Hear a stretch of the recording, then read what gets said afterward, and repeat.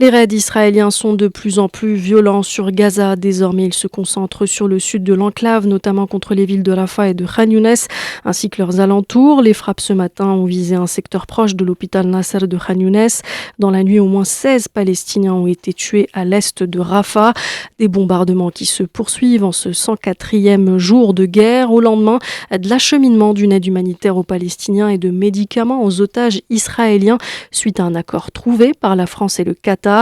Mais sur place, dans l'enclave, la situation humanitaire reste critique et les Palestiniens ont désormais peur de mourir de froid. Mounia Belarbi. Sur les images tournées par nos collègues de l'AFP près de Rafah, des enfants tentent de se réchauffer autour d'un feu allumé sur des bouteilles en plastique.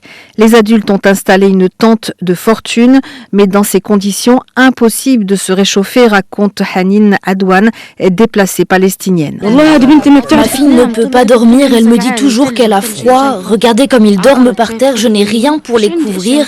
Je ne peux même pas vous décrire comme il fait froid ici. On meurt de froid dehors, alors que diriez-vous de dormir ici? En plein hiver, dans la bande de Gaza, la famine et le froid viennent s'ajouter à une situation déjà très difficile. Les enfants commencent à tomber malades, comme raconte Haïda Awad. À l'intérieur, il fait chaud et quand ils sortent, il fait froid. Alors ils ont commencé à souffrir de problèmes intestinaux, à tousser. Ils ont froid, ils ont la diarrhée et en même temps, il n'y a pas de médicaments.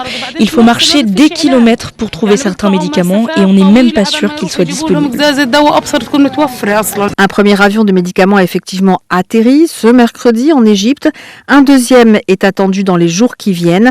Reste maintenant à organiser avec Israël l'acheminement de cette aide humanitaire qui doit passer par le poste frontière de Rafah.